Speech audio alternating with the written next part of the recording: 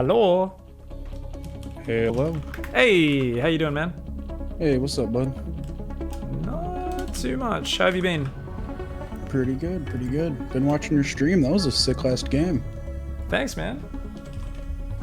Always feels good when those swarm hosts are able to land some locusts in the mineral lines, and yeah, it was really funny because I split those 5 swarm hosts to the top side. I was like, this is so greedy. He could just kill these with oracles, and he let me get like 3 locust waves into his mineral line before he sent his oracles out, and I was like, I mean, that's because I put a lot of pressure on. It's definitely not because I'm super lucky. Like, that was a pretty silly gamble, that little piece of it. And he did a good job of baiting out my first locust wave in the middle of the map. But other than that, it was a very clean game. We like it when it goes that way. For real. Do you usually play with such a low roach count when you do that?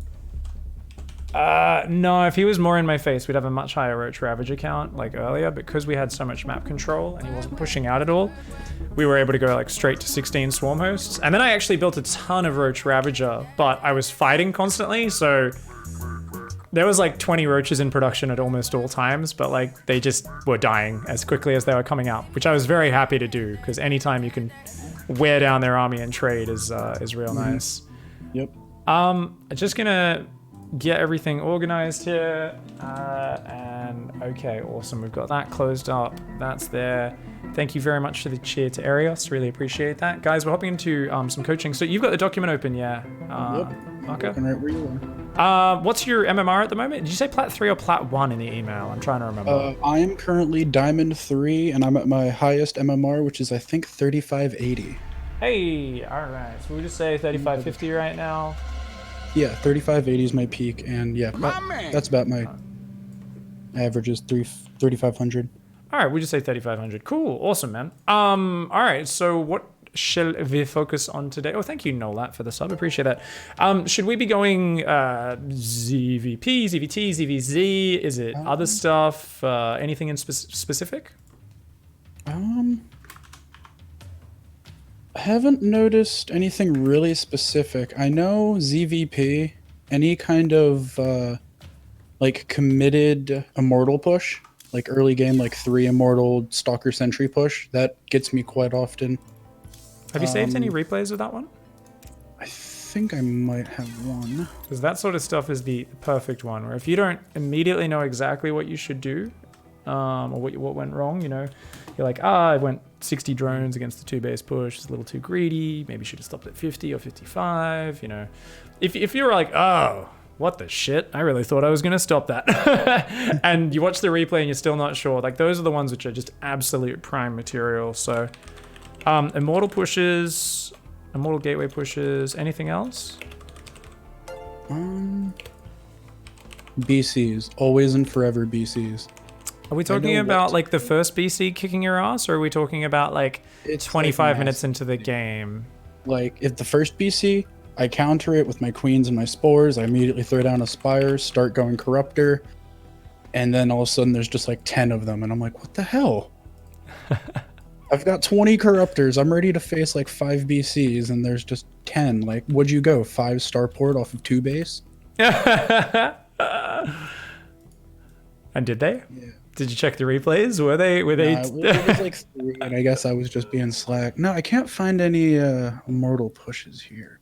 No worries. Well, if you can find a ZV, I mean, besides Immortal pushes, there's BC. So I guess if you can find a mass BC game as well, these ones are fantastic. If anyone in chat plays either of those styles, they're you know, around that 3,500 MMR mark, and they like their Immortal Gateway or they like their BC pushes, we'd love to have your help. So, you know, you guys, if you do want to help us out, hop on chat channel Pig on NA, Pig or Piggy, either one, which of course you do by just going click down here in your chat. Don't go into your groups menu down here, leave that shit alone, /join space Piggy. And once you're in there, you'll know because you'll see the same thing I see. Notice I've got my Piggy chat here. So you'll see all these people that are in there, guys. And me and Mucker are hanging out in here already. So if you guys get in there, you're willing to help, please hop in the chat channel. Shout out in the chat channel. Yo, Pig, I'm down to help. I do Immortal pushes. Or I like to mass battle cruiser or whatever. And you don't have to type it in that voice either. You can just type it in normal words. But I think Dally's going to come help us out, which is great. So that'll be good. Looking for some of these. I've been playing really good lately, so I've been playing a lot of just standard macro games and wrecking. Awesome. On a bit of an upswing, of course, that always takes us to the next mini tier of opponents. You know, every 100 MMR, 100, 200 MMR, you start getting a different sort of experience on the ladder. And we start to run into more problems, more walls. We get skill checked a bit more new things that throw us into the unknown. What was this? Versus Squirrely on Kings. Find that.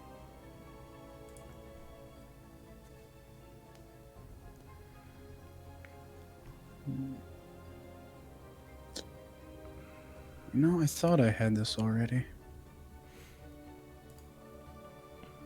By the way, big thanks once again, Raventhon. I've put your strategy request from earlier into me document.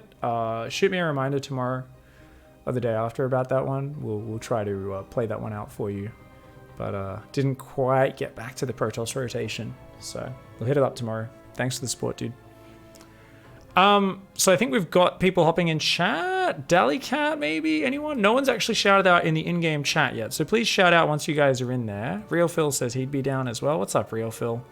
The realest of Phils. Let's see. I see a Dalicat here. Oh, what was this? This looks like this could be one right here. That sounds about right. 9 minutes. Yeah. Go ahead and give me host so I can host this up. All right, cool. All right, we'll zoom through that, get a couple of notes down, take a look, and then we can hop straight into games. So I saw Dali is Diamond 3 Protoss, as well as a Zerg main, just who's only like 1 tier higher with Zergs. That'll be perfect. We can kind of practice some Immortal pushes and stuff and get it down. I'm not sure if this exactly is one, but it looks like an early loss, so that should be. Let's it might be a good one. Depending on what happens in this game, it might be a good one to work on your own self-analysis. So we might be able to just kind of get you to draw a conclusion, and then I can kind of always looking to improve the system, right? Rather than being like, versus Immortal push, build 50 drones, then make 8 Ravagers and Lings and Roaches. Yeah. Rather than telling you, try and work on the system, right? So we can be like, oh, okay, get you to say what you think you did wrong. And usually, someone your level, you're going to hit on a lot of the key points, but there might be a few little details that we're ignoring where it's like, oh, we should just remember to always also take into account economy build up at X point, or to benchmark if our build was clean, or, there's always something we forget to look at, myself included. There's so many ways and like different kind of lenses we can look at a StarCraft match through. So lots of things we can always improve in our self-analysis, right? We always want to toe that line of not sitting there poring over replays for hours every day, because it's really not that fun. But being able to nice and efficiently like rewind a game, check a few key things, get some sort of clear direction of what we can do better, and move into the next one without having to exert like a crazy amount of mental power. And that all comes off good habits, right? It's like, this is why, I've been really pushing everyone recently. I know it's been a long time since we coached, so maybe I wasn't doing it back then. But I'm pushing everyone to be like, just rewind. Every time you finish a game, rewind it. Even just check one thing. Even if it's just check how many workers they had and compare that to how many workers you thought they had, right? And that's just a great way to test your game sense and put the game in a bit of perspective and go, did I actually know what was happening in this game? I thought he had double the workers he had. I clearly misread this game, right? These are just great ways to calibrate what we think happened in a game compared to what's actually happened. And there's always a gap between that. We're never 100% in tune with it, right? Due to the fog of war, but we can slowly inch it towards more and more accurate. Definitely. All right. This looks like a pretty standard opening. So walk us through your build order at the moment. Are we doing composition, first of all? What's your composition goal? Are you playing like just Roach Hydra? Versus Protoss, it's Roach Ravager Hydra, Roach Ravager Broodlord. Okay, so it's like the ultimate mid-game defensive army of just Roach Ravager, then Hydras, and then try to jump up to Broodlords to enable that. I've really been enjoying like Roach Ravager Broodlord. I've found a lot of success with it. If you get those Broodlords out on the tight timing, it's really rewarded, isn't it? It's a very good way to finish the game, is make those Broodlords and move across the map. What I'm loving about your opponent's wall, by the way, is Stalkers can't get in and out of that. So I'm pretty sure Stalkers can't get through that diagonal gap. I'm not 100% sure. Archons definitely can't. What do you reckon? I think they can between the Forge and the Cyber. I think so. Oh, I mean, Up, no, the north is definitely fully walled off. The only choke is between the pylon and the gateway. That's the only opening. Yeah, like yeah, because that pylon's just super weirdly placed. Doesn't really matter too much. So so you said you're going Roach Ravager Hydra. The big thing we always work on in this matchup is actually figuring out what our opponent's doing and reacting to it. So we see something here. I've been struggling. Yeah, you've been traumatized by oracles, haven't you? Because these spores are very fast. Faster than you would ever need them. Yeah. I think this game, I thought out of the corner of my eye, I saw a Phoenix. I think I was just panic and do it instead of worrying if I actually saw correctly. Let's check our mental bank of timestamps. When should we be going for spore crawlers? If they go for an expand build, they go straight for oracle. What's the soonest do you think? 3:30 to 4 minute. The fastest they can get to you is about 3. I mean, pro gamers will occasionally rock up at 3:40 with an oracle if they go straight to it. We don't need to have a spore ready till 4 minutes. So yeah, we could say 3:45 spores, and that's a huge difference because you dropped a spore here at like 3:15, both of them, and that 30-second gap. That's so much money right now. Check your lava. So you've gone for a reasonably fast third, going through third queen. You're actually doing a good job of keeping your drone count spending up for now. But now you're going to drop these structures really early as well. Very fast double evo and a roach warren. And that's been my standard timing. Super fast, super fast. So the problem we have here is we don't have any zerglings. If an adept were to come across the map, could cause us problems, or 2 adepts could dive around and just cause a nightmare. You might not face it that much, so you're kind of getting away with it. The other thing though is that it does cut into our work account. So you see we've got 9 lava right now. And we don't really have the money to spend it because these upgrades are insanely early, like crazy fast. And whilst they can pay off definitely if the game goes long enough, what we find is as you go further up into Diamond, you're going to get punished for this more and more by little pieces of harassment, getting in there and kind of damaging you when you're already damaging your own economy by going for those upgrades so quick. And the big thing we're going to miss out on is droning that third base. So the moment I saw the spores, I was worried about it because they were a bit early, but then seeing the very fast Evo and Roach Warren as well, I can see that like if there's any pressure, I can imagine it taking us till 8 minutes plus to get that third base with a good number of drones on it. Like in this game, he's done 0 pressure, no War Prism, no Oracle, anything. So we've had a bit of free reign, but even then, we haven't droned that third quite as fast as we maybe could have. And we're very blind right now as well, which is a bit unfortunate. So you see you've got overlords, but we don't have any link spotters.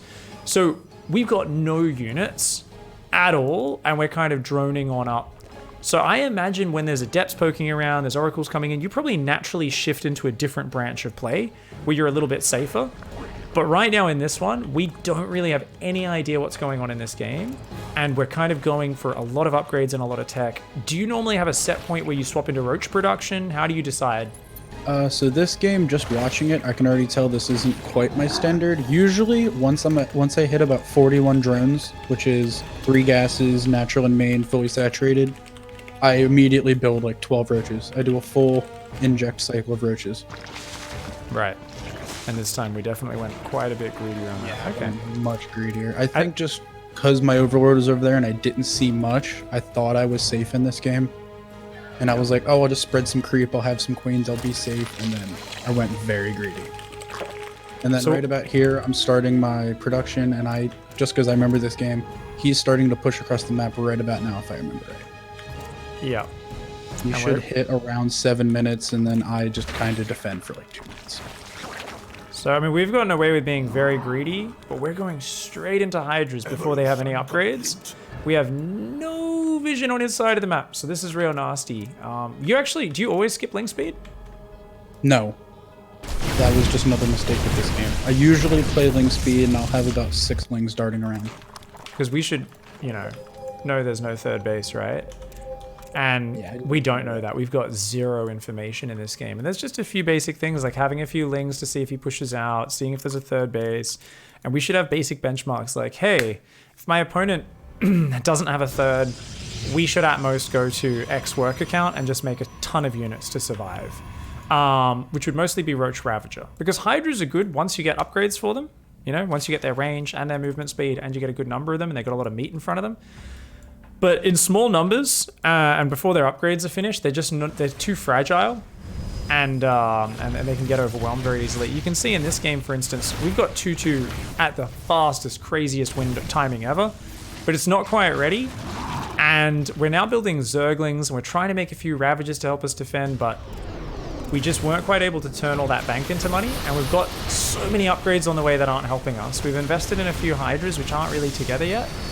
And we have left a few units sitting around as well. So what I see here is something where we can just drastically change the structure. And the first thing we can do is start with your first Overlord. So we don't want to be building spores unless we actually know it's a Stargate. So what you're going to do is this first Overlord, queue it to touch the natural, and then go through the main base. You see where I've signaled? Mm-hmm. And then go straight out the back. And by going through the arse of the main base like that, you'll often get to the dead space, and the Stalker won't be able to kill you unless they go straight for a Stalker. So often that Overlord survives that trip, and it almost always will see their second pylon and what tech's going down on it. Because you can imagine it would be getting through that main right now, be going over there, and you can even choose to just stay over that pylon just to see what's going on. Because it's either the tech goes down at their natural wall, or it goes up in the main base. And if we don't see a Stargate, we don't build any Spore Crawlers. So that's important because that gives us so much money and so much freedom. You can see in this game, his tech went down about 45 seconds to a minute later than it could have necessarily gone down. And that's awesome because if we see no tech, we see a Forge, a very defensive structure. Forge cannot turn into anything aggressive. We know we need 0 defense, right? We would have seen no Stargate. Even if we didn't see the Robos go down, we would see a Forge at the front. We'd be like, oh, we don't need spores. Hold down that drone key like crazy. And we can actually set up 2 separate branches of play. And for you, it's just going to be a very simple difference where it's if Stargate, spores at 345, very important to have those later so you get more minerals out earlier. And then you can get your Roach Warren and Evo. So we're only going single Evo chamber now, from now on. Okay. And you normally go 1 more gas at the same time as your Roach Warren. I'd take both at about the same time. Okay, we'll just say Roach Warren Evo and 2nd and 3rd gas at the same time as like one thing that all happens at the same. That sounds good, yeah? Okay. Okay. So Roach Warren 2nd, 3rd gas, that can all be delayed versus Stargate. Our forces are So, you know, let's say 60 supply or something. About 4 minutes 30, 4:45, something like that. So what's the difference there? The difference is if there's a Stargate, we need to invest in spores. We're probably going to lose an Overlord or 2 to a Phoenix. We're probably going to lose a few drones to Oracles, even with a spore in each mineral lane. And all of that costs us a ton of minerals. A couple Overlords, 200 minerals, right? 3 Spore Crawlers, that's 3 drones that have already died, and 225 minerals, which is already 4.5 extra drones. That's a shit ton of minerals. So what we're going to do is we're going to try and press back the Roach tech, the Evo tech, the Lair tech a little bit versus Stargate. Whereas versus Robo, if it's Robo or a Twilight opening, so basically any sort of ground opening, and you could apply the same thing to Forge. You could be like, oh, he's going to Forge. Okay, we'll just do the same thing. We basically say no spores until 4 minutes 30 for DTs. And we go Roach Warren, Evo, and those 2 gases. What timing? About 3:45 is probably pretty good. Let's see when you do it. I reckon that's a good timing. How do you measure when you put this Roach Warren down and Evos, by the way? I think it's about 14 drones on the natural. Okay. Yeah, at 3:45. I don't really go by times. I usually just go by the amount of drones at my natural. So we'll say 3:45, or basically when your natural's fully saturated or very close to it. And you can just keep using that same marker. But you could imagine we saw a Stargate. We'd be like, oh, well, I put these spores down right now at 3:45. So it's the same timings, right? If it's a Stargate, we put Spore Crawlers down right now, 1 in each base. And you don't need tech, so just be greedy. Keep droning, and then you get your tech, 4 minutes 30, 4:45. So about a minute later. But if it's Robo or Twilight, we don't need the spores. So at this point, we'd go Roach Warren, 2 more gases, get the lair started. And then we would drop the spores about a minute later as well, right? So all we do is shift the spore versus the Roach Warren in the tech timing based on if it's Stargate or ground-based play. And that automatically makes your economy like 1,000 times stronger and focused on defending what you're facing. And you'll have roaches on time for any ground pressure. So, sometimes they go Oracle, then they'll do an Archon drop and some Zealots afterwards or something like that. Even though your Roaches are a minute later, because they've gone for the Oracles, it'll time out. Your Roaches are still popping as the pressure's hitting or even before then. So it should work out real nice. So that's really cool there. Break the double Evo habit because it's just such a big risk and it's not that big a payoff. The range attack's the more important one. Don't get me wrong, Carapace is good versus Zealots, especially. Really good versus the Zealots. But against the Archons and the Immortals, doesn't make much of a difference. Do you think I should break the double Evo in all matchups or just versus Protoss because they're so strong? Just versus Protoss, yeah. Because the Carapace, like, if you go Carapace versus Terran, it's great. Attack upgrades, great. Great against Marines. Marines, Marauders, lower damage units in general. Doesn't do a lot against tanks. So if they go mech, armor, not as important. Maybe only single Evo versus mech. Zerg versus Zerg. If you're playing big Roach War versus Roach War, those Carapace upgrades, not as important, but they will still stack up because you're going to have a lot of Roach battles, right? So it's your call. But yeah, definitely just for this matchup, let's break the double Evo habit. Okay, I can do that. Awesome. All right, I'd like us to get into a live match pretty soon because I think just shifting that around, it's a big change, and I'll let you do your normal rhythm from there. And I'll write down lots of things for us to internalize and adjust later on. But right now, we want to hop into a match. Let's hop out of the replay. I saw Thingo in the channel before. Dallycat, we'll get Dallycat in here. So you can host up a map. I just suggested Dallycat to party. So if you go invite, you can get them in. And I'll go host up a map. Yep, host up a map. I also suggested Portal, who's saying, hey, do you need help? So yeah, we can always grab a few people. Sometimes one person plays and they're like, yeah, I like to do Immortals. And they take like 4 bases and then try to build 7 Robo Immortal. And we're like, okay, I mean, learning how to beat this is a useful theory kind of thing, but it's also not the most high value practice right now because we're never going to play against that ever again. Always good to have a backup player in case we decide their style's a little bit better. So yeah, let's get these players in. I think they're all agreeing. We're all joining the lobby now. Actually, it says we're all... I think you tabbed out. Did you tab out? No, I'm definitely here. That's weird. Should be loading. Maybe someone's just downloading the map. Sorry, what were you going to say? I was just going to say, so far Triton has had all of my best games on it. I love this map. It's a great map. Is it the Slowfield one? No, it's the bridge? The ice one. Oh, the ice one. Okay, cool. Yeah, I don't know the map names yet. I've got to remember those. I'm going to be casting WCS next week, so I should know what the maps are called and start asking all the pros about the videos. Make me a ref if you can, and put Dallycat up. We'll use Dallycat first. I'm not sure what style Portal plays. We'll use Dally first. Go Proto, go Toss, and good luck, have fun. Cool. Thanks for helping, guys. Portal is a Masters player. Portal's a bit too high level for us. That's okay. Okay, so Portal says, hey, I can play a whole bunch of different stuff and just kind of be the training dummy for you. So that's cool. We might use Portal. We'll see. For now, just get in your groove. So the only change up to your build, real simple, dude. Just send your Overlord on a queued path to go straight through the main base. So you'll see what tech it is.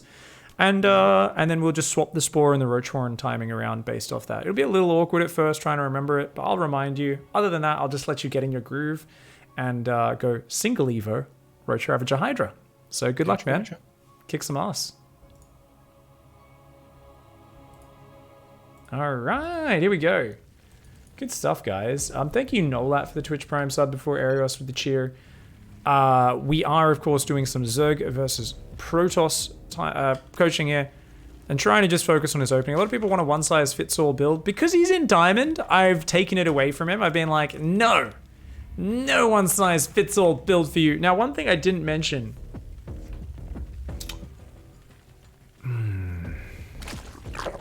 Hop in the Discord, JSumofo. Discord's the best place for gaming communities in any game. If you want to find some people to practice with, exclamation, yeah, I'll activate the Discord. That's like the best place. We don't have a super active group. There is a pigs group with like a few people in it, but normally we just hang in the chat channel, /join space pig, if you type that in your chat, or /join space piggy, and there'll be people in there all the time. There is the clan chat as well, so if you actually join my clan, then you can obviously be in the clan channel, which is also nice. So first Overlord, guys, let's check. Did he click it?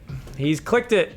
Now, he didn't click it out the arse of the base. I prefer to go out the arse. So the idea is normally I would go there, So there's no reason to go over the Nexus. You can see the Nexus from here, and then you can go straight to the main. So the problem with his path is he's going to miss this whole area down here until he actually curves. Whereas if he went straight from there on a direct line up to this Nexus, he's going to see like 90% of that base. And as he goes out the arse of the main, I don't know why I'm calling it the arse, but it makes sense, right? He's going to both get to a safe little corner of dead space, which he can come back into scout from later, and he's going to see any really cheeky hidden tech. Whenever a opponent's being really cheeky, they hide it back here. So it's good to do that. They very rarely are going to hide it down here. That's an edge of the base where, like, you know, an Overlord can easily spot it at any point. So, looks like his opponent's doing a pretty normal build. Good stuff. My man. Someone needs more 2v2 coaching. Don't get a lot of people asking for that, unfortunately. It's a bit of a shame.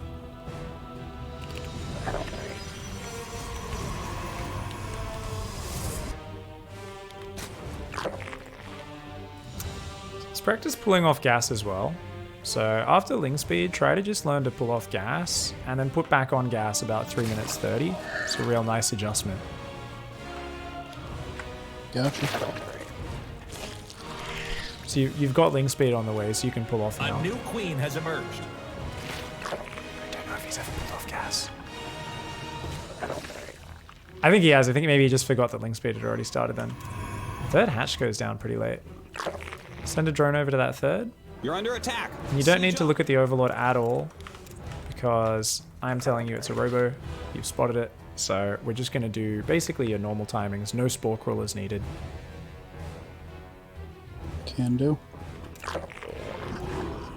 Build extra Overlords. So whenever your Overlord starts getting shot like that, if they do go Stalker first, always start building extra. So you should build another 1 or 2 straight away as well. Always better to have 1 or 2 extra ahead of time than to be supply blocked. You'll be able to drone real hard when these next ones pop out. Evolution. You can put back on gas now as well. Yeah, just pulling off gas and putting back on gas. It's so much nicer to get those minerals going, guys. Single Evo. And he's going to start extra gases on the way. Droning takes priority. Non-stop drones, remember? Yeah. So that's good. And you do need 2 more gases and a lair next. Since we didn't have the money for everything at once. Totally normal. Beautiful. All right, yeah. And you're going to have to get back in the rhythm of building Overlords as well now, as our economy and production picks up. He's built 1. I'd like to see him tapping a few more of those Overlords. Tap, tap, tap, tap, tap. Tap, tap, tap, tap, tap. Tap, tap, tap, tap, tap.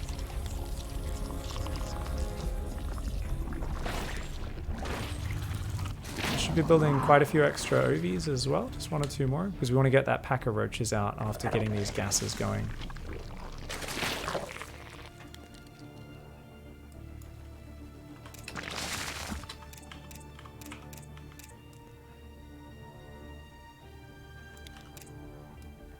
So roachies, yeah, getting out a good pack of roaches, sending drones over to our third.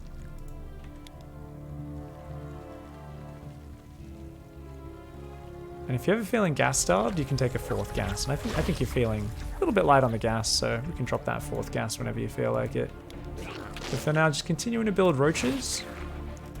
And you can squeeze out a handful more drones like you did just there, but that's going to take you up into the low 50s, and our opponent doesn't have a third. So there's no need to go past about 50, 55 drones.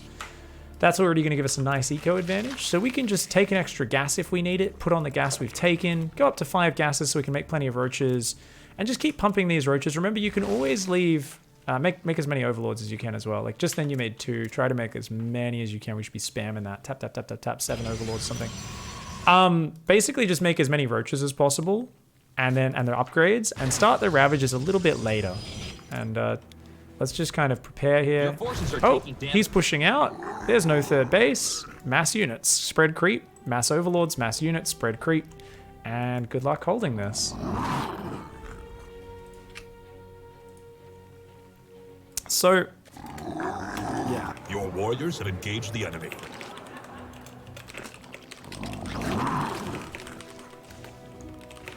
No third base.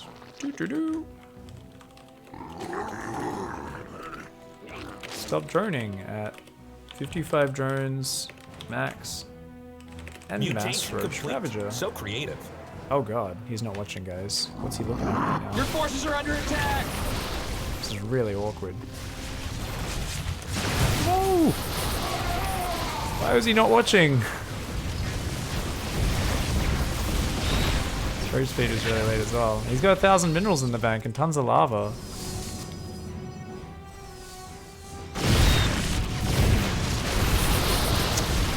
Production, he should be breaking force fields with biles. Yeah, he lost all of his ravages at the start of the fight. It was super awkward. He's got so much lava right now.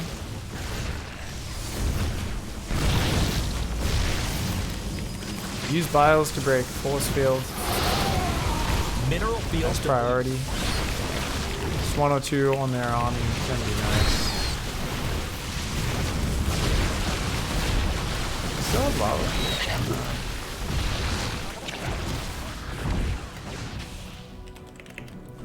Versus Sentry heavy composition, guys.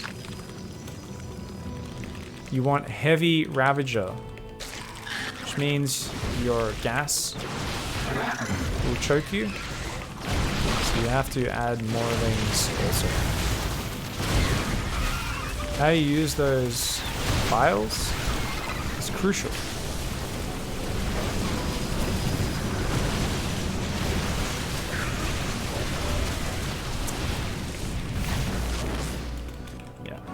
Our drones are under attack. He lost his gas mining and he never put on that gas.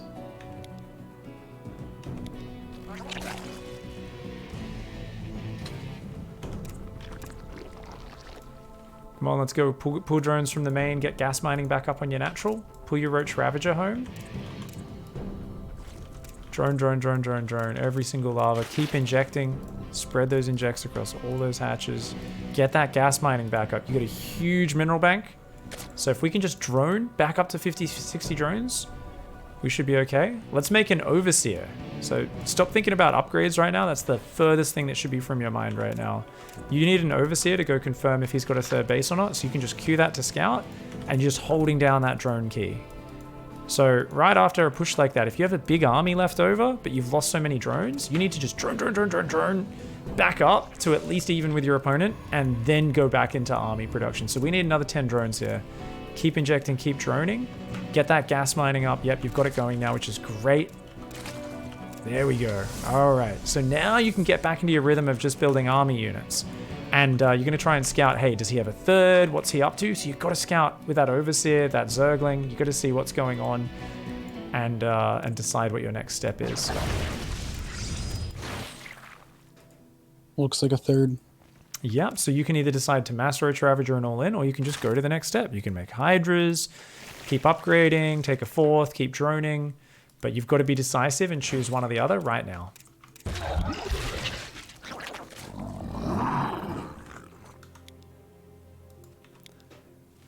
So it looks like you're choosing to go all in. A new Okay, queen no, has we're emerged. trying to go half-half here, in that we just made a ton of Ravages, so we're going to try and pressure. You got to be clever about your micro, your positioning here. Try to bait him into your biles. Try to use concaves. Show us your You're micro. under attack. Siege up. Yeah, so he made a bunch of Ravages pushed across the map, Engaging the opponent. but he built a Hydra and some drones behind it, and he's not committing to more Roaches. So to me, this says you're not choosing one or the other. And that's the worst thing you can do, because it gets very easy to kind of lose track of what your goal is.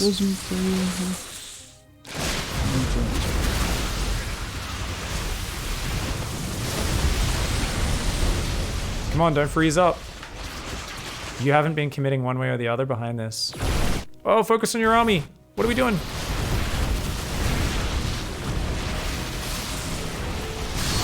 So there's no reason to force the fight here. No reason at all. You haven't been producing units or reinforcing for several minutes. So you got to think about it in the big picture. You took a great fight. The worst thing is getting cocky and then saying, cool, let's go win the game. You hadn't been building units behind it. So try to focus on making sure we're making intelligent decisions here. Now you're ahead. How could you lose? By doing something really dumb, right? So just make upgrades, gases, drones, take a fourth, get your Hydra upgrades, go up to Hive and get that Great Aspire going. You know, just take all the things you need for the next step and just take a deep breath here, because remember, he's still got a big Immortal count. He kept a few sentries alive. Those are all big power units. He can still add Storm in and get up to the next stage. So you've got to still play very tight here. And the problem right now is you're building Hydras and tech, but you still haven't droned. So don't get tricked into thinking I have money, therefore my economy is good, because your economy is still quite weak right now. It needs a lot of work. So if you're playing the long game, you need to drone hard, right? If you're going to tech and sit back, you need to drone up really hard. Not just a few drones at a time, but you need to be going to 70 workers at least.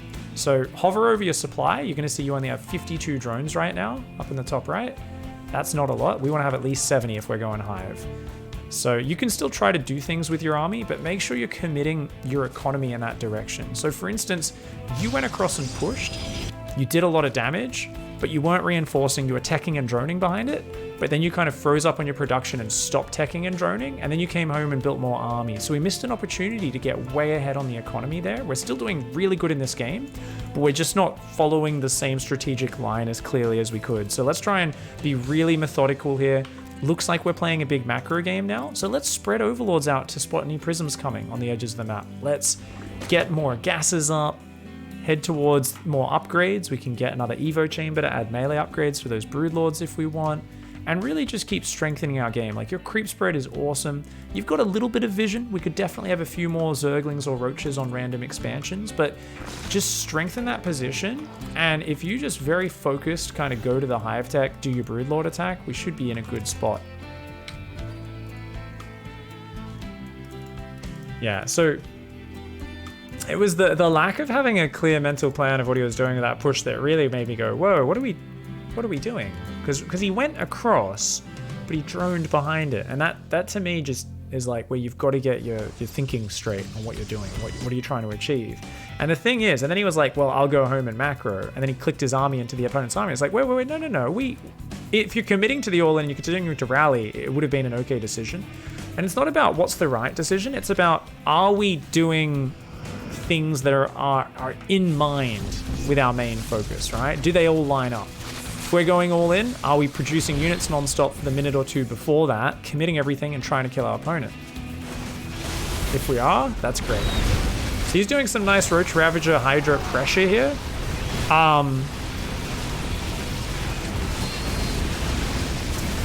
Like, the thing is he thinking about what he's doing? Why is he attacking right now? Now, he was maxed.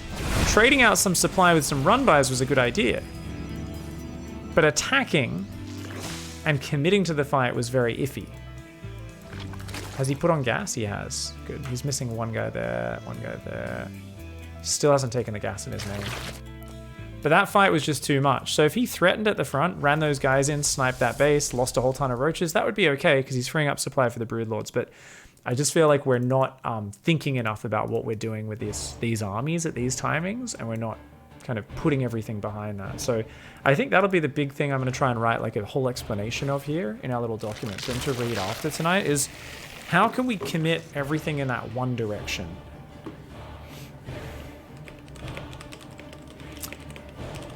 Committing to a certain direction with everything we're doing. If we're attacking,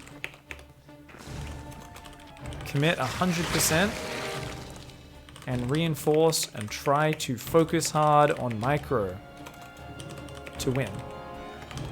If we're macroing up, sure, we can pressure lightly, but the moment we need to go macro or things get dicey, disengage. Fighting right now isn't our focus. So he's making broodlords and he's gonna go, which is awesome. Unfortunately, broodlords on the main army group, I really dislike. That's gross. Makes it very hard. I was doing that in my Roach Ravager game because I only had a few, that last game at the end of the stream. And because my Swarmos were on the normal broodlord key. But I was actually about to deprioritize those Swarmos if that game went any longer, so I could give the broodlords their own very accessible stutter step key. Oh man, look at those broodlords positioning. That's disgusting.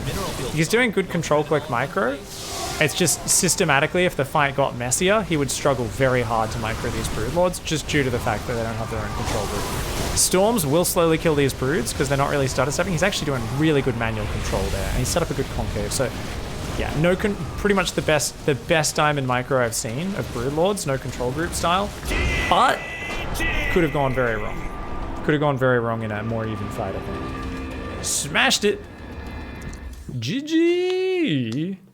That was close. I definitely wish I had more Ravagers at that end fight.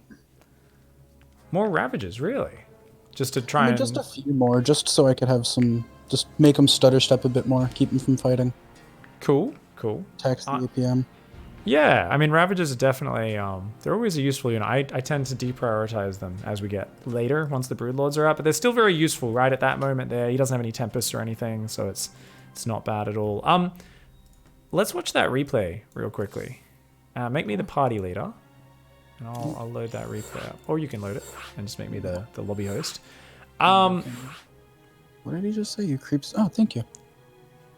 Yeah, your creep was great. Was very impressive. That's something I've really been focusing on these days. Because I used to just no creep at all.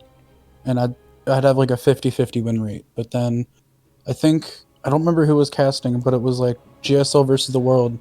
Someone was like, yeah, Cyril never feels scared when he's down because he has such good creep spread. He'll see the army coming. It's like, that makes sense.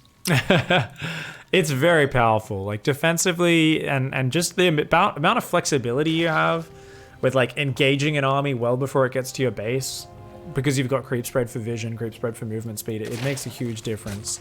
It makes it very hard for your opponent to get backstabs and movement around the map.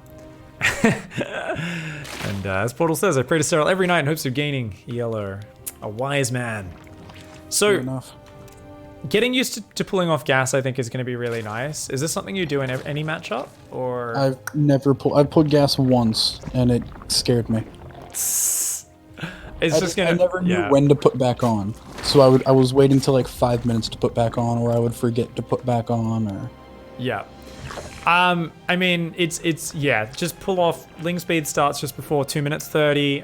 Pull off gas, put back on at 3:30. It's totally fine. If you want to leave one mining gas, just pull two off. That's totally fine. Whatever floats your boat. Just do it consistently every game and start working this in, because you're doing a reasonably fast third build, and every bit of minerals here at the start, it just kickstarts your economy, and it gets that, exponential growth in your economy going a lot earlier. So even just a few extra drones mining for a minute's really nice. Obviously getting used to that, you need to get used to pulling those off and sending them down to your natural, because we ended up oversaturating our main a little bit, which, I mean, they're not worthless in the main, but it's just not as useful going above 16, right? So always better to send those down to the natural. So you see, we would have already pulled off about 210. So you get about 1:10 of extra mining with those drones, and it becomes really natural with practice. That's really going to help you out. Pull off gas and put back on. A new queen has emerged. At wind speed, and put back on at 3:30. You can do that in all your matchups. If you're going Banelings, maybe not against Zerg, because things can get dicey. Good to have a bit more gas, a bit more safety in that matchup. But yeah, Overlord path. So your Overlord actually could have got out there, because your opponent's Stalker was pretty slow, and this is very common until you get to pro level. People's first gateway unit being late, especially if it's a Stalker. Your Overlord path followed the rule, which was good, but if you just stopped where that Overlord is now and then queued it straight over the Nexus and out the back of the base, you will see the tech and you have a much higher chance of escaping. Okay. Whereas, because on that path, it'll still see the natural Nexus is there, and it'll almost always see the tech going on that path, but then there's the added bonus of not losing that Overlord early, which obviously hurt us a little bit in this game. So... don't get me wrong, if he chronoed the Stalker immediately, probably would still get it, but most people don't. Or even if they do get it out, they don't rally the Stalker, the Overlord straight away, they're a little slow. There's a lot of things that give us that chance to get out the back, and in this game, yeah, I think we would have maybe barely escaped. It would have been close, either way. But on the smaller maps, you got a much higher chance of getting out. This map pool's pretty big though. So anyways, if that Overlord does start getting shot, always queue up an extra Overlord immediately. And that's usually happening at the same time as you need to be building some OVs anyway. So just as an instinct, it's the same thing if a Terran comes out with Marines early and you're like, oh, he skipped his Reaper and he's gone Marines first. Instantly build another Overlord extra. And that's just a good little reaction to have mechanically built in. So beyond there, we're droning up. We're going lair. So Roach Warren Evo, lair, double gas, all kind of go down after our natural mineral line's good. We're going to put on gas, which is nice. And then we're going to drone up, right? So when that Roach Warren's finished, sometime here, about 41 drones you normally do it. In this case, we went up to 48. If you go 44, 45, anywhere in this time, as long as we do go straight into that batch of safety roaches by default, it'll make your build a lot more solid and it will be very nice for you. So yeah, so that should be good. We're building the roaches here. This time, way better vision with the Zerglings. Try to also get in the habit of making an Overseer. If I have wings. Okay, I have an Overseer. Yeah, just to check. This is just how I usually position my lings. I think I got this from one of your pig dailies, if I remember right. Very important. Makes such a big difference. And if you got a few more lings, it's like, yeah. And then if you have like another backup one in the middle, like it's just, if you don't see them move out, dude, it's the devil. It's terrible. Nothing worse than a Protoss army materializing at your base. Or a tank push or anything really. Yeah. And then you panic and engage it poorly, and then you disengage halfway through the fight, and your army's already blasted. So let's talk here economy-wise. I think 55 drones will be our general rule. So if there's no third, we stop at 55 drones, and we try to punch our opponent in the face. So you're going to notice you need a lot of gas for Roach Ravager. So we probably want to take our 4th and 5th gas at the same time in future, just to make sure, right? Mm-hmm. So what do you think's a good timing for that? 4th, 5th gas. So you can take both gases on the 3rd at the same time. I'd say probably do it right before you start roach production. You should have a little extra minerals. As you're about to start doing roaches, build both gases, begin roach production. Your roaches might come out a little earlier, so yeah, I guess we could kind of pair that up, right? Because you're naturally going to be gas starved around that moment anyway, so just before or just after. So, okay, cool. As we produce roaches, add 4th plus 5th gas to make sure we're not starved. Because Ravagers are great. Always better to have a little bit more gas than a little bit too little. Because we never put on that 5th gas in this game, and that really hurt us. Wait, I didn't?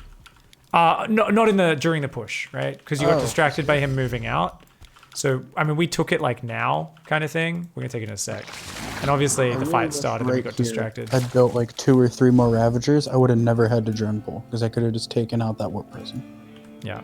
We also I was not ready for him to come from that side. Yeah, we got really distracted here. We didn't notice that, which was very bad, because we lost our only Ravagers.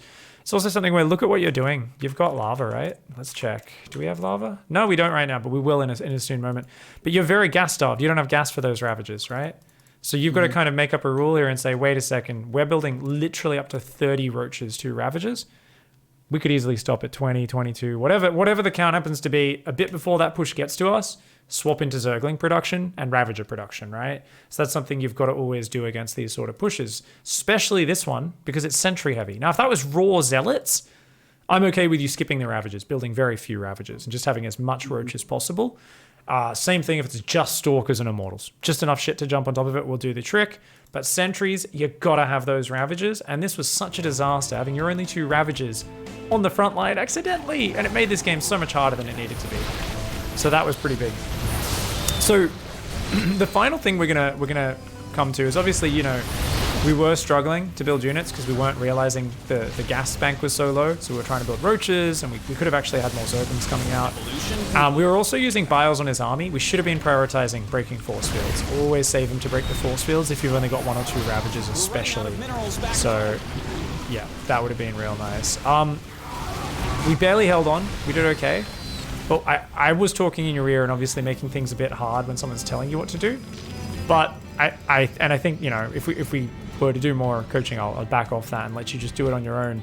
But I think the thing is the decisiveness after holding this push is something you've really got to work on in terms of just making a decision and sticking to it with what your strategic goal is, and not stressing over being right or wrong, but just choosing one. And maybe you just have one which you always do, you just prefer that response. So in hindsight, once you hold this off, he runs home, you got your big Roach Ravager army. What do you prefer? Just non-stop building units and going and trying to kill him, or droning up? What I should have done here is immediately drop a 4th. Before anything, drop a 4th, because I have the money for it. and just take the units I have and push, because he has what? He has a third by now. No, he doesn't. I was gonna say push and take out the third because he has such a small army. But no, he doesn't even have a third. So what I would usually do, push towards the third, see it's not there, back off, macro up. Okay, so we need more details there. Right ideas, not enough details. So really good idea was drop a 4th and macro hatch because floating 1500 minerals, right? Awesome. But what else? You also said push Roach Ravager across the map. Push Roach Ravager to deny a third. But what are we building?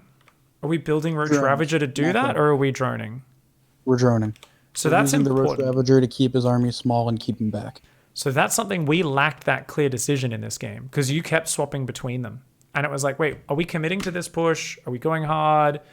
And it felt like you weren't exactly sure which way you were going. So having the clear decision of make the 4th, drop the macro hatch, drone up to take advantage of that, droning hard to take advantage.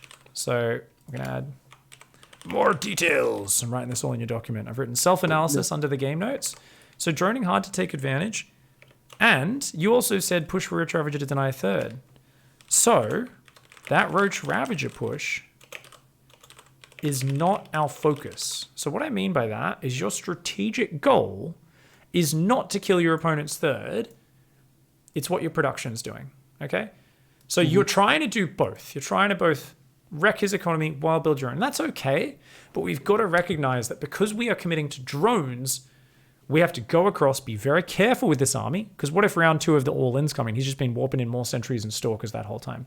We could run across, get force fielded, lose our whole army. It could be really bad, especially because we're not really committing to more units right now. We're trying to make drones, upgrades, hatcheries, right? So that's not our focus. And because of that, we have to be careful with it and don't prioritize it over our macro. So what I mean by that is maybe we'll say, okay, I want to go straight across the map. Let's A-move my Roach Ravager. You see where I'm signaling? I'll be like, let's go to here. And, you know, we can run down into the middle of his natural, and then we can check which third is it and try to deny it. And if his army's small enough, maybe we jump on top of him, pick off all his sentries and deny the third.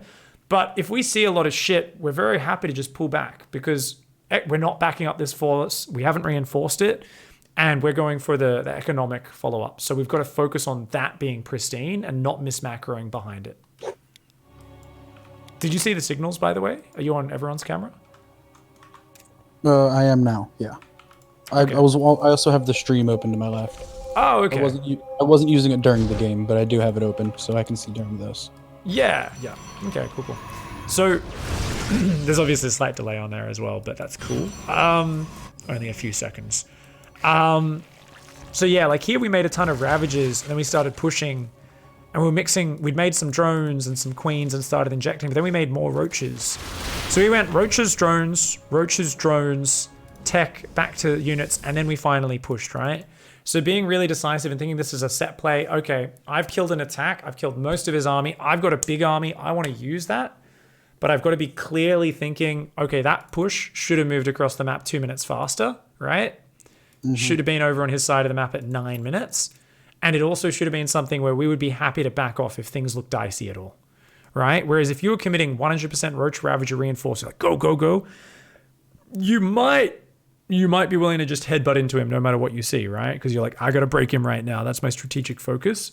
So because we kind of, if we go back to right after that push finished, obviously sometimes it takes us a little bit to realize, wait, is this actually done?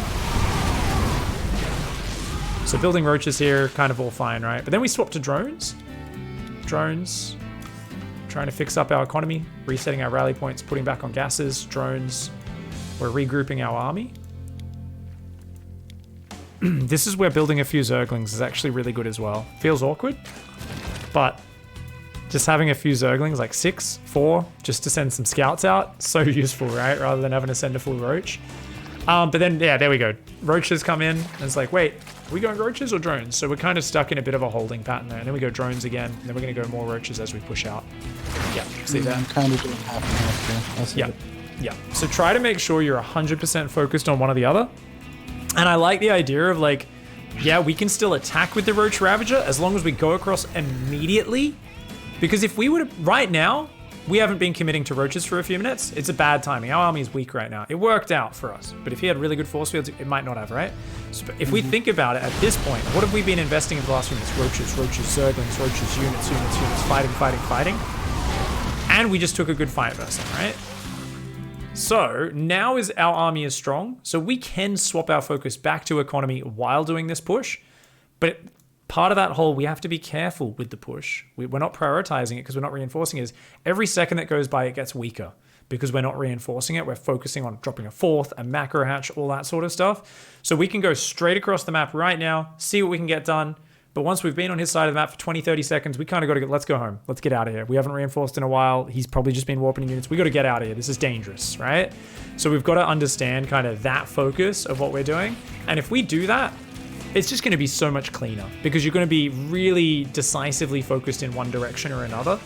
And it should really pay off in the dividends. And yeah, this is something for a long time I wasn't used to adding a few zerglings in. You built a few here. I actually would have loved for you to split those out onto the map and just get a few more. I think I was just building those because I don't know. I was gonna say because I didn't have gas, but I have plenty of gas here. I don't know. I think I just panicked, fat fingered it. Yeah. So you can imagine back at that 8-minute mark when the push rolled up, if you'd gone 4th base macro hatch straight away, it would have been pretty awesome, hey? But we like our economy, we could be going for Hive and Broodlords right now. So we are lucky this works out. Like I said, remember one good wave of force fields there. He's got 5 Immortals. Could have gone real bad. Could have gone real bad if he held that choke point and had some really nice micro. Luckily, he didn't see you coming. So we then rebuild roaches because we're kind of worried about a counterattack. Let's go to the next big point where I felt like our engagement wasn't perfectly in line with everything else we were committing to. And that's, yeah, about 2 minutes from now, I think it is. So your next big Roach Hydra push. So you end up being at this weird point where, because the game's been messy and you actually took a long time to get into the drones and the tech, we end up maxed out, right? Without our tech ready. And it's like, oh shit, our greatest buy hasn't even started and we're maxed. So at this point, what was your thought process with going for a push? Was it just like, hey, I should probably just see if I can get something done? Were you specifically thinking about clearing up supply for corruptors? What was your thought process with this 2-pronged attack you do? Because it was really good in some ways, but there was just a few things where I wasn't sure why you were doing it. Well, the 2-prong was just because I didn't know we had a 4th. I was trying to pinch him, just get him in one big surround and hopefully clear some Archons, clear some Templars, something. When I noticed he had a 4th, I decided to try to use that as a distraction and push towards the 3rd and use that as a pinch. Yeah, it was pretty much, I need supply. I'm max supply. This army's doing nothing at home. I can't build more drones. I can't build more anything. I need to do something. I just realized, actually, I didn't realize in the game, we forgot Hydra range the whole game, unfortunately. I did it after this. Oh, okay. I go back. That's good you did realize eventually. So this fight, so you were trying to clear up supply, and you also wanted to get something done with your army. And I think that's all valid, right? But I think we ended up taking a sloppy fight with very little idea of what we were going into. So what I would have preferred is if we'd sent in some changelings or some zerglings had ran in, and like we just got to look at his army, had more of an idea of what we were going into. Would have been nice. The other thing is, really, look at this. We ended up fighting at like 14 minutes, but we're essentially maxed and could have been maxed 11 minutes, maybe 11:30, something like that. Way earlier. Yeah, so we're almost maxed here. By 12:30, we're essentially maxed out, right? So, and most of this army was built a lot earlier. So if we look at that, we can say, oh, actually, shit, we could have kept attacking early. And this is kind of part of the thing where we got a bit too caught in the half and half approach. And it becomes hard to make strategic decisions when we're stuck in half and half, right? Because it's like, oh, I'm building some units kind of for safety, kind of for aggression, but I'm also attacking. And it becomes hard to find your window of when you should fight. And what happens here happens all the time, where you're like, oh, I've actually been maxed for a few minutes. Shit, I should go do something with this. But imagine if we'd pushed across with this army at 12:20, 12:10, 170, 180 supply. As a general rule, if you're worried about your army hitting an expiry date and not being that good, you never want to wait till you're maxed. I would say if you push out at 170 supply, I think of that in my head as that's a maxed out push. Because your rally, the next 15 roaches you build will fill up that 30 supply. Like, you will be maxed by the time the fight happens, right? So you want to move across the map well before you're maxed, because every second that goes by, Mortal Archon Storm count grows, and that's such a scary army. Like, we're lucky he didn't have any upgrades on this as well. A few attack upgrades in it, and we already saw what the Storm did to this army. So I think there would have been really nice to either push earlier if we were going to take a decisive fight, or if we were going to hang around and kind of have more of the Broodlord tech as our focus. When it comes to this push, be more backstab oriented. Say, I'm literally just trying to clear supply for Broodlords. That's the goal, right? So and in that case, throwing like 6 roaches towards the natural and 15 roaches towards the natural. Yeah, maybe maybe just split your army in 2 even. But like, how many roaches do you think you need to clear? You only need to clear about 20-30 supply, right? But you're probably happy to lose 50 supply of units as long as they're trading relatively evenly. It's just the moment we end up clashing our army versus his army, that's much more of a, hey, I'm trying to win the game with this. So I like the 2-prong, but yeah, I think the idea of hitting the natural at the same time is awesome. Like, the split here was great. If 3 units groups seems overwhelming, if you'd just sent a ton of shit into the natural at the same time, that would have been beautiful. And that's such a common move. If you can stretch them from the 2 furthest points, that's always better. Because you did a nice distraction. It's just where you attacked was so close to where he was moving to defend the distraction anyway. So if we'd sent our whole army into his natural, you would have killed like all his production and economy. And even if you lost your whole army, we'd be okay with it. Because it would take him so long to get back up into his main base to clear up all your roaches. His production would be a mess. And you would have just crushed it. So I like this idea of, hey, if we're just clearing up supply, let's do it in a more risk-free way where we're kind of not looking to fight his army at all. So maybe you could have said, hey, main army is down here looking to snipe the 4th, pull his army out of position, and you run 20-30 roaches in from the right-hand side into the natural. And that's it. And the whole point there is you can A-move those other roaches, and your main army is just babysit this, make sure it doesn't actually fight his army. But then you're like, oh shit, he's on top of that other backstab of roaches. I didn't realize he was in position. Okay. Now I'll send my main army in, snipe that 4th, do some damage while trying to run away with the roaches on the other side. And it's generally just, we want one side to be on A-move mode. We're like, cool, it's in a base, A-move it, let it do damage. And now I can just micro my other army and make sure he doesn't get to land storms all over it and engage it front on. Because this just gets really dangerous when the Protoss gets enough Immortal Storm Archon. Roach Hydra can take some of the most disgustingly poor engagements of all time. But if you become a bit of a wily Zerg who's like, okay, your army beats mine, but I'm not going to fight your army. I'm going to run over there with these guys. These guys are going to run over there, kill some probes, kill some pylons, kill some economy. Now I have Broodlords. Now I'll fight you front on. It just would have been a little bit of a clearer progression. Because you can see here, even though you did get the 7 Corruptors, we did end up a little bit gas-starved here going, oh, actually, that was a lot of supply we lost. Uh-oh. And trying to kind of get the Broodlords and then the remax out. And it was just a little bit dicey with how inefficient that fight was. One other little detail you missed. You notice how gas was the choke this whole game? What did we forget about in your main base? Oh my. Yeah, I usually forget to take that one. That's something I do a lot. If I would take it as your, yeah. Do you want to? I usually end up taking it as like a 6th. A 6th gas, yeah. Just make a note of adding it as that 6th gas then, I think, is just a good way to do it when you get up to that 66 drone count. Because I like the idea of, you drop in 2 gases, take both on the natural at the same time, then you can batch up putting the drones on the gases, right? 3rd base, drop both gases kind of as we're going into roach production, put guys on gas at the same. Anytime you can batch that up, it's real nice. So I get it gets a little bit awkward, easy to forget that one. But yeah, we can work on that and it should be nice. Overall, good Broodlord push. I looked at it and I was like, oh no, you never control group more than 1 army group. I was like, this is gross. But you did some good control click manual micro. So your manual micro was actually really nice. I really like that. Before the engage, I put the Broodlords on a separate hotkey. Oh really? Okay. Yeah, like I should be doing that a lot earlier. Okay. Because if you get jumped on, that's dangerous. Yeah. I think I do it right here. Yeah. Okay, just before the fight. Because I use them. I'm right clicking them on the High Templar during this. Nice, lovely, very well done. I'm trying to take out that storm. Very well done. Yes, and you stutter step them a few times, which we all know that Broodlords can kind of start their shot, pull back a few spaces, turn around, and then they can chain out a few shots at a time and keep shooting from further range than what their actual maximum range is, which is very nice. So yeah, Broodlord best unit. Hells yeah, very fragile. Very, very fragile. So very nice when we hit it with a nice sharp window.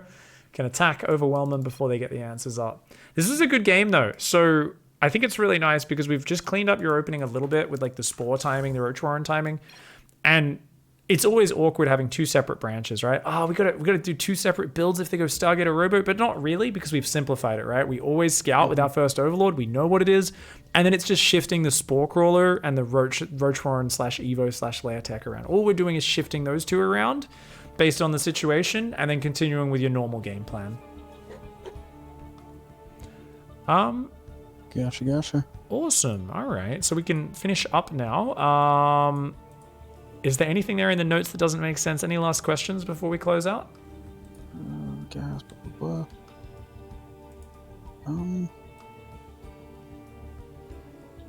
No, I think that does it. Awesome. Well, if anything doesn't make sense, shoot me a message. But otherwise, read through those notes again tomorrow when your brain's fresh. Try to get the practice of the new build order down. Make sure you're kind of doing everything. You got it clean in your head. If something gets confused or inconsistent, just make sure you define it and stick really hard with it. And I think, yeah, just the overarching kind of concept across the whole thing is just trying to make sure, no matter how messy the game gets, let's focus all of our energy on one strategic focus. I'm droning hard and going to the next step. I can do stuff with my army, but I've got to be careful with it, and we're not trying to force a fight. Or I'm committing really hard to my army, non-stop army production, let's dig for those engagements. And if we can just be a little bit more, this is my goal in this game, this is my goal in a different game, I think you'll find you're kind of directing your energy in a more coherent area, and you'll find it easier to just break people and overwhelm them with gigantic attacks. You'll also find it easier to get your tech up in time to finish those games off with real crisp Broodlord timings and that sort of stuff. Gotcha. Awesome, man. All right. Well, good to link up with you again. Let me know how the practice goes, and I'll talk to you next time, man.